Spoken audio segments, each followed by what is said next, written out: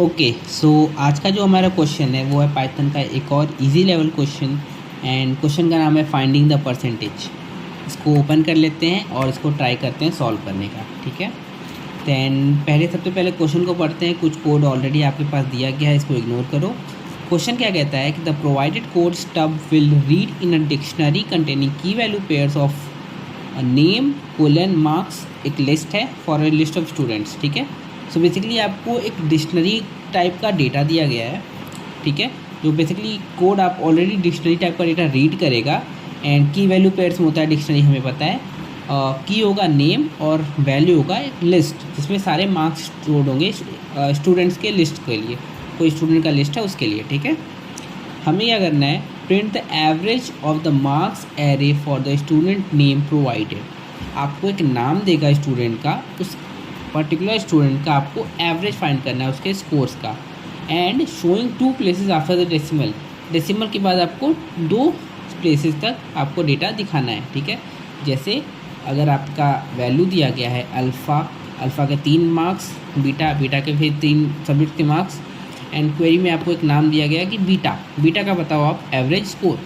तो आप बीटा का एवरेज स्कोर कैसे करोगे, 30 + 50 + 70 डिवाइड बाई 3, एवरेज आ जाएगा 50.0। तो एक्चुअल आउटपुट आपको शो करना होगा 50.00, क्योंकि आपको दिखाना है showing 2 places after the decimal. ठीक है, इनपुट फॉर्मेट इसने आपको दे दिया है कि पहला होगा आपका n नंबर ऑफ़ स्टूडेंट्स। ठीक है, और तीनों स्टूडेंट्स का नाम एंड देन उसके तीनों सब्जेक्ट्स के मार्क्स एंड एक क्वेरी नाम मलिका। जैसे आपका एक स्टूडेंट है मलिका, तो उसका एक नाम दे दिया कि मलिका का आप बताओ एवरेज स्कोर। ठीक है, मार्क्स का एरे आपका फिक्स्ड है 3 होगा, यानी कि आपका सिर्फ 3 सब्जेक्ट्स होंगे हर स्टूडेंट्स के, वो फिक्स है आपका।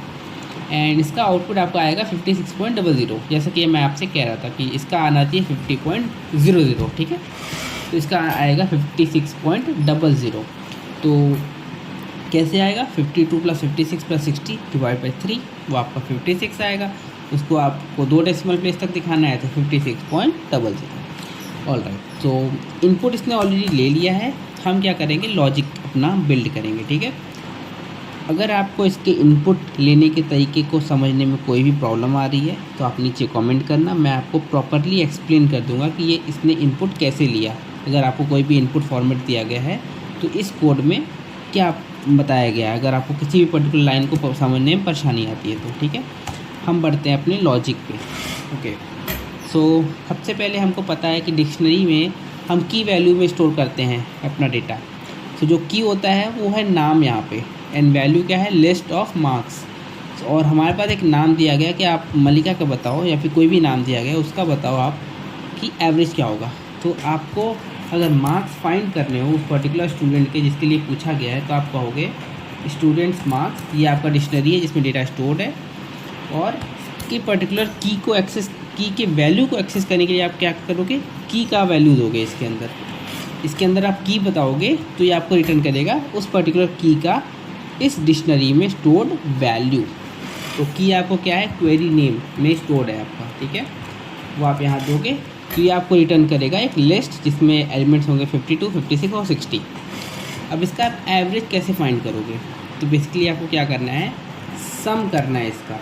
ठीक है, इसका सम करोगे तो तीनों 52, 56 और 60 का एडिशन हो जाएगा।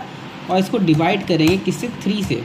3 से इसलिए क्योंकि इसने बोल दिया है कि भाई 3 ही मार्क्स होंगे, length of marks array is 3 subject fix है। ठीक है, तो यहाँ से आपको एवरेज मिल जाएगा। तो ये अब मार्क्स क्या बन गया, मार्क्स एवरेज। अब इसको हमें प्रिंट करना है। ठीक है, तो प्रिंट करते हैं मार्क्स एवरेज। ठीक है, अभी देखो एक प्रॉब्लम आएगा, देखते हैं क्या। पहली बात तो रॉन्ग आंसर आया, क्यों, क्योंकि आपका आउटपुट है 56.0, एक्सपेक्टेड है 56.00। ठीक है, तो आपको कुछ ऐसा फॉर्मेटिंग करना होगा अपने आउटपुट में कि आपका जो आउटपुट का फॉर्मेट है वो प्रॉपरली 2 डेसिमल प्लेसेस तक आए। ठीक है, तो उसके लिए हम क्या करेंगे, एक तरीका होता है पाइथन में एक स्ट्रिंग को फॉर्मेट करने का। तो प्रिंट के अंदर हम कोई भी डेटा दे सकते हैं, स्ट्रिंग भी दे सकते हैं। ठीक है, तो हमने एक स्ट्रिंग देना है हम लोग को, और उसके आगे लगा देना है f।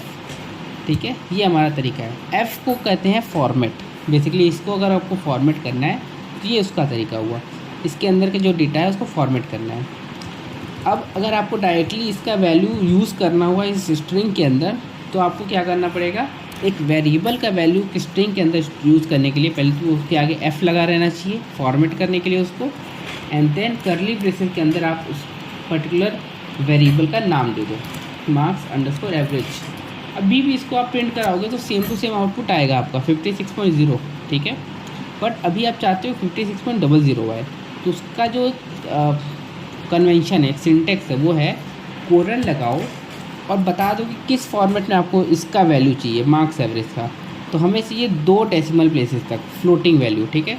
तो 0.2f लिखना पड़ता है। बेसिकली 0.2 का मतलब है, तो 0 भी लगाने की आपको ज़रूरत नहीं है, इसको भी आप हटा सकते हो। इसका मतलब है कि पॉइंट के बाद यानी डेसिमल के बाद आपको 2 डिजिट तक आउटपुट चाहिए ही चाहिए, फ्लोटिंग वैल्यू, ठीक है। f का मतलब हुआ फ्लोटिंग वैल्यू। अब इसको हम रन कराएंगे, ये हमारा दे देगा 56.00, ठीक है। अब सिंस हमारा सैम्पल टेस्ट केस पास हो चुका है, हम इसको सबमिट करके देखते हैं क्या ये हमारा सारा टेस्ट केस पास कर देगा। यस, तो ये सिंपल सा 2 लाइन का कोड आपका इस पर्टिकुलर क्वेश्चन के लिए काफ़ी है, ठीक है। तो इस क्वेश्चन को हमने कर लिया है सॉल्व। चलते हैं हम अपने टैब पे, दूसरे टैब पे, और देखते हैं क्या ये सॉल्व हुआ। यस, आप देख सकते हो फाइंडिंग द परसेंटेज सॉल्व हो चुका है। नेक्स्ट क्वेश्चन है लिस्ट्स, तो इस क्वेश्चन को हम सॉल्व करेंगे नेक्स्ट वीडियो में, ठीक है।